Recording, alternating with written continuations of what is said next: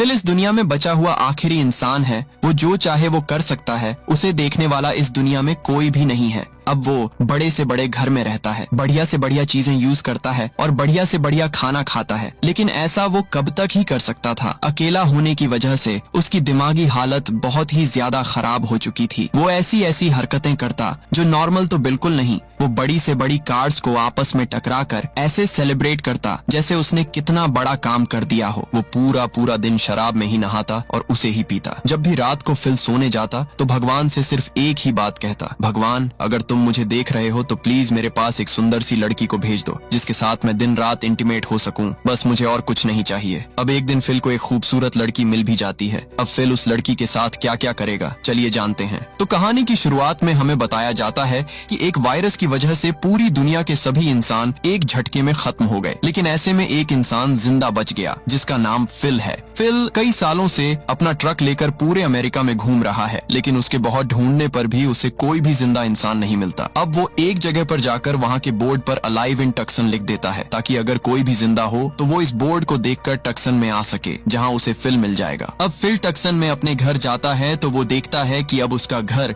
बहुत ही ज्यादा गंदा पड़ा है। तभी फिल को याद आता है कि वो तो किसी के घर में भी रह सकता है, उसे रोकने टोकने वाला कोई भी नहीं है। इसके बाद फिल टक्सन के सबसे अमीर आदमी के घर को अपने रहने के लिए चुनता है। वो उस घर में लाकर अपना सारा पसंद का सामान रख देता है जो वो अपने ट्रक में रखकर पूरे अमेरिका से लेकर आया था। रात को सोते वक्त फिल भगवान से यही बात कहता है कि मेरे लिए एक लड़की भेज दो ताकि मैं उसके साथ मिलकर पॉपुलेशन बढ़ा सकूं। अगले दिन पास ही के एक मॉल में जाता है जहां उसने अपनी गन से उसके दरवाजे तोड़े और फिर अंदर चला गया। अंदर जाकर भी वो वहां की चीजों को तोड़ने फोड़ने लगता है और जितना हो सके उतना अपने लिए खाने का सामान लेता है। वहाँ उसे कुछ एडल्ट मैगजीन भी मिलती हैं जिन्हें वो अपने घर में ले आता है। रास्ते में फिल की एक नजर एक लड़की के स्टैच्यू पर पड़ती है जिसे देखकर वो मनमोहित हो गया, मानो वो उसे रियल समझ रहा हो। अगले कुछ दिनों में फिल अपने आप को बिजी रखने के लिए जो मन में आता उस चीज को तोड़ता, जैसे महंगी महंगी कार्स और भी बहुत सी चीजें। ये ऐसा इसलिए करता है ताकि उसे अकेलापन महसूस ना हो। ऐसे ही करते करते फिल को कई दिन बीत जाते हैं। अब वो अपने आप से बातें भी करने लगा था। आज फिल अपना बर्थडे सेलिब्रेट करता है क्योंकि आज उसका बर्थडे था। ऐसा करते हुए वो अपने कुछ पुराने बर्थडे सेलिब्रेशन को याद करता है जब उसकी फैमिली उसके साथ हुआ करती थी। गुस्सा होकर फिल भगवान से कहता है कि अगर तुम मेरे पास किसी को नहीं भेजने वाले तो कोई बात नहीं, मत भेजो, अब मैं अकेला हूँ, यहीं पर रह लूंगा। खैर, अब इसके बाद हमें 5 महीने बाद का सीन दिखाया जाता है जहां अब हम उस घर को देखते हैं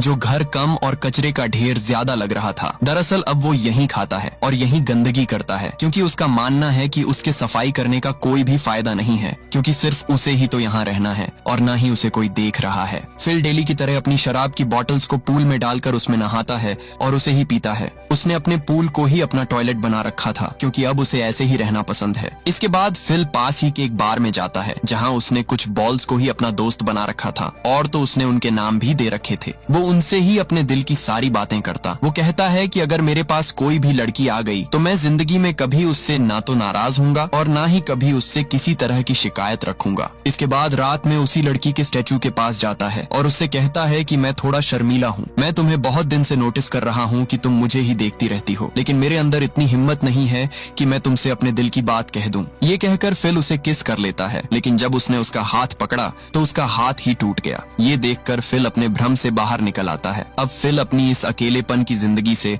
पूरी तरह परेशान हो चुका था। अब वो और ज्यादा इस तरह नहीं रह सकता। आज वो एक पहाड़ पर जाकर वहाँ पर एक पत्थर पर अपना नाम और अपनी डेट ऑफ बर्थ लिखता है और उसके ऊपर RIP लिखता है। वो अपने बॉल्स दोस्तों से कहता है कि तुमने मेरे रहने में मेरा बहुत साथ दिया और मैं तुम्हें कभी नहीं भूलूंगा, लेकिन अब मैं इस तरह और ज्यादा नहीं रह सकता। इसके बाद वो उन्हें गुड बाय कहकर अपनी गाड़ी में बैठकर अपने आप को खत्म करने के लिए निकल जाता है। वो अपनी गाड़ी को फुल स्पीड में चलाने लगता है। वो अपने आप को खत्म कर ही देता, लेकिन तभी उसे कुछ दिखाई देता है। उसने अपनी गाड़ी से निकलकर देखा तो दूर कहीं पर धुआं निकल रहा था। ये देखकर फिल के मन में जीने की उम्मीद जाग गई। उसे पता था कि जरूर वहाँ पर कोई न कोई जिंदा है। इसके बाद वो जल्दी से उस जगह पर जाता है। वहाँ उसे कुछ सामान और किसी लड़की के कपड़े दिखाई देते हैं। वो उन्हें देखकर पागलों की तरह उन्हें सूंघने लगता है और तभी तभी वो बेहोश हो जाता है। उसकी जब आंख खुली तो वो एक खूबसूरत लड़की की गोद में लेटा हुआ था। वो लड़की फिल को देखकर खुश थी और फिल को भी उसे देखकर अपनी आंखों पर विश्वास नहीं हो रहा था। वो उससे कहती है कि मुझे यकीन नहीं हो रहा कि तुमने मुझे ढूंढ लिया। ये कहकर वो लड़की फिल को किस कर लेती है। लेकिन फिर जब एक बार फिर से फिल की आंख खुलती है तो एक औरत उसे सीपीआर दे रही थी, जो देखने में ज्यादा खूबसूरत नहीं थी और उसकी उम्र भी फिल से ज्यादा थी। वो फिल से कहती है, तुम बेहोश हो गए थे इसलिए मैं तुम्हें सीपीआर दे रही थी, और तो और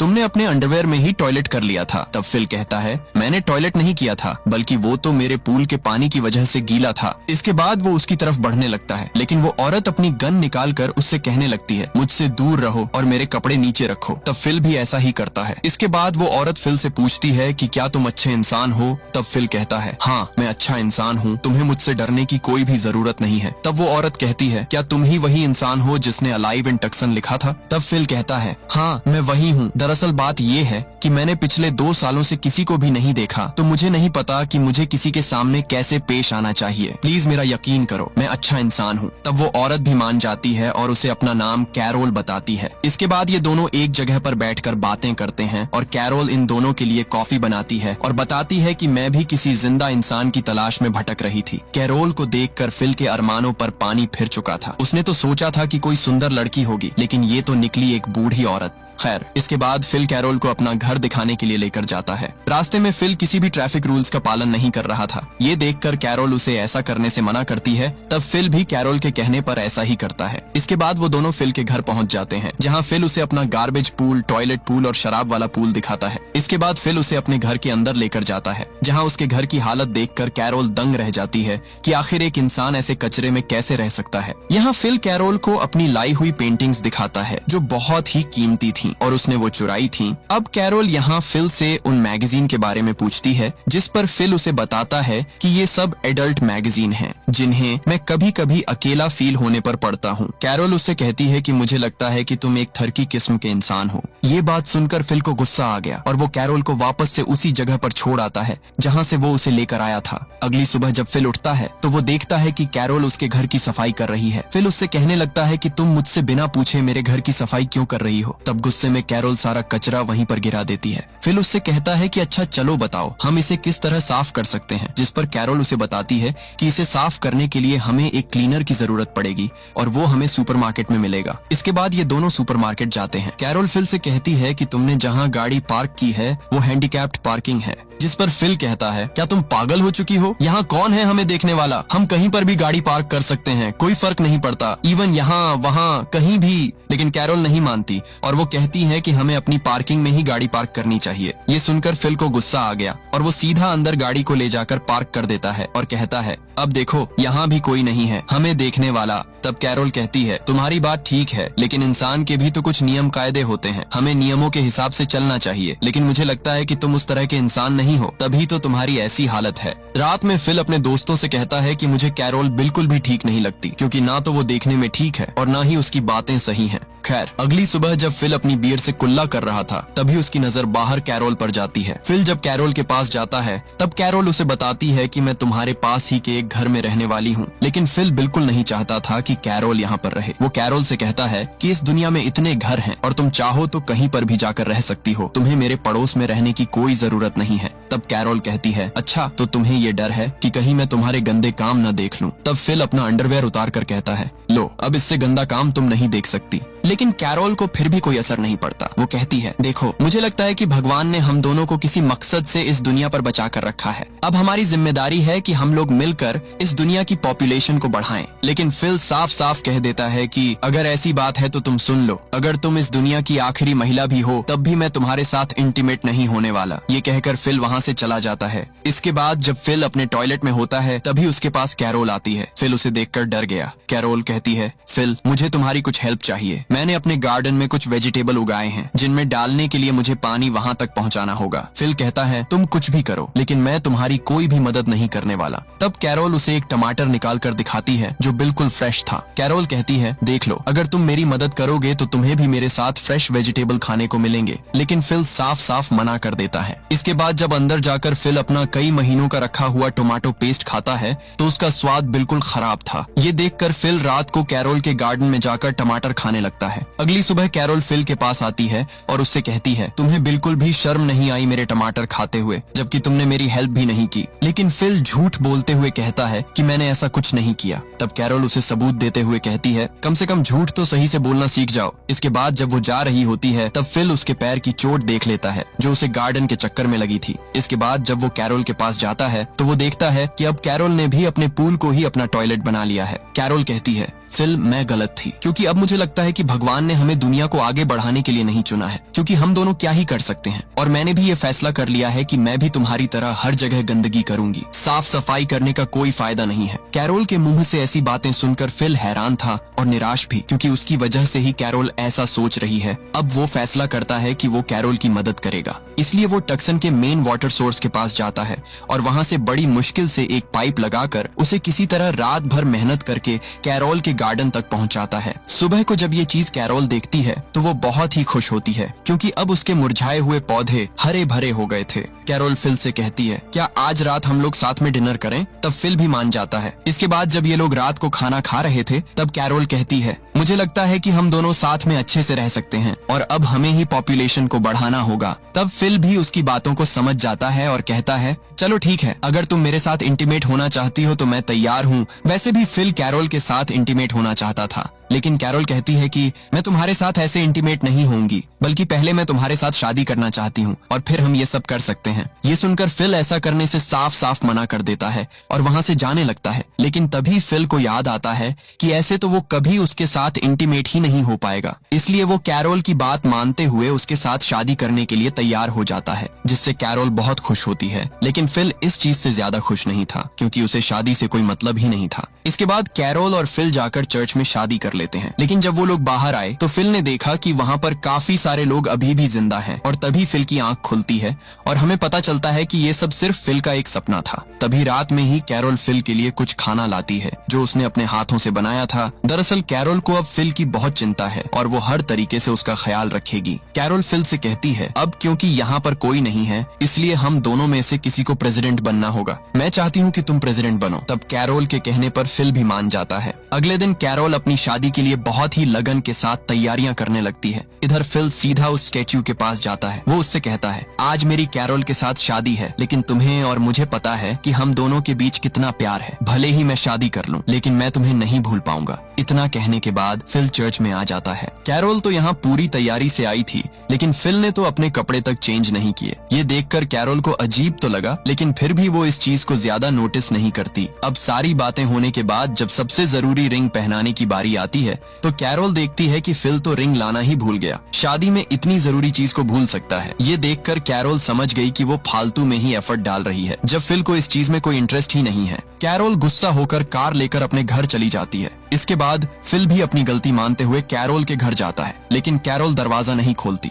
ये देखकर फिल दरवाजा ही तोड़ देता है। फिल ने जब अंदर जाकर देखा तो उसके तो होश ही उड़ गए, क्योंकि कैरोल ने अपने रूम को बहुत ही अच्छी तरह डेकोरेट कर रखा था, जिसमें उसे बहुत मेहनत लगी थी। इसके बाद फिल कैरोल के पास जाता है। वो कहता है कि मैं तुमसे कुछ बात करना चाहता हूँ, पर कैरोल कहती है कि मैं तुमसे कोई भी बात नहीं करना चाहती। फिल कहता है, देखो मैंने जो किया मुझे ऐसा नहीं करना चाहिए था, इसके लिए मैं शर्मिंदा हूँ, लेकिन जैसा तुम सोचती हो वैसा मैं तुम्हारे बारे में कुछ भी नहीं सोचता। दरअसल बात ये है कि मैं काफी वक्त से अकेला रह रहा था, तो मेरी दिमागी हालत भी खराब हो गई थी, इसलिए मुझे किसी भी चीज में इंटरेस्ट नहीं आता, लेकिन अब हम दोनों एक साथ रह सकते हैं। फिल की ऐसी बातें सुनकर कैरोल भी उसे माफ कर देती है। इसके बाद फिल कैरोल को एक ज्वेलरी शॉप में लेकर जाता है, जहाँ से कैरोल बहुत सी रिंग सिलेक्ट करती है और फिर फिल चर्च में जाकर कैरोल को सारी रिंग पहना देता है और अब फाइनली इनकी शादी हो जाती है। रात में ये दोनों एक दूसरे के साथ इंटीमेट होते हैं, लेकिन फिल को इस चीज में ज्यादा फील नहीं आ रहा था। इसके बाद अगले दिन कैरोल भी फिल के साथ मिलकर वो सारे पागलपन वाले काम करती है जो फिल करता था। कैरोल को भी इसमें मजा आता है। फिर फिल कैरोल को अपनी स्टैच्यू गर्लफ्रेंड से मिलवाता है, जिसे देखकर कैरोल गुस्से में उसे तोड़ देती है। इसके बाद जब ये लोग गाड़ी से कहीं जा रहे थे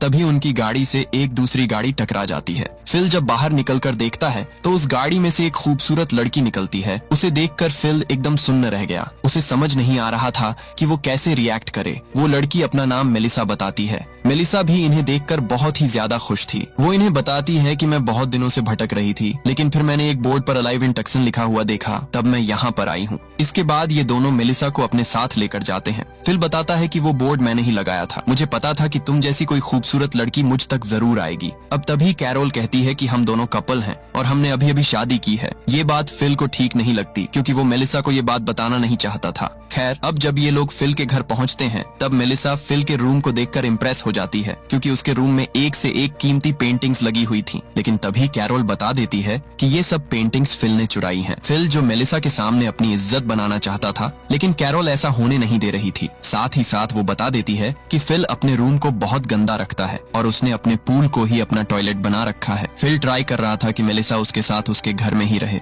लेकिन जब कैरोल ने फिल की हरकतें बता दी तो मेलिसा ने भी सोच लिया कि वो यहाँ के पास ही वाले किसी दूसरे घर में रहेगी। खैर, अब ये लोग फैसला करते हैं कि ये लोग आज रात का डिनर साथ में ही करेंगे। रात को जब कैरोल और मेलिसा बात कर रहे होते हैं, तभी उनके सामने फिल आता है, जिसका हुलिया पूरी तरीके से चेंज हो चुका था। उसकी जो लंबी लंबी दाढ़ी थी, उसने वो काट ली थी। दरअसल फिल ये सब मेलिसा को इम्प्रेस करने के लिए कर रहा था, पर ये लुक ना तो कैरोल को ठीक लगता है और ना ही मेलिसा को। इसके बाद जब ये तीनों डिनर कर रहे थे, तभी फिल मेलिसा के साथ फ्लर्ट करने की कोशिश करता है, लेकिन कैरोल बीच में टांग अड़ा रही थी। मेलिसा बताती है कि मैं पहले रियल एस्टेट में काम करती थी और मेरी शादी भी हो गई थी, लेकिन मेरा हस्बैंड मुझे धोखा देकर किसी और औरत के साथ रहता था। उसकी इसी वजह से मैंने उसे डिवोर्स दे दिया। फिल भी मेलिसा की हर बात पर कहता है कि हाँ, तुमने बिल्कुल सही किया। इसके बाद जब ये लोग सोने के लिए जाते हैं, तब कैरोल फिल को अपने साथ चलने के लिए कहती है ताकि ये लोग इंटीमेट हो सकें, लेकिन फिल साफ साफ मना कर देता है और कहता है, देखो, बात कुछ ऐसी है कि मैं अभी ये सब नहीं कर सकता,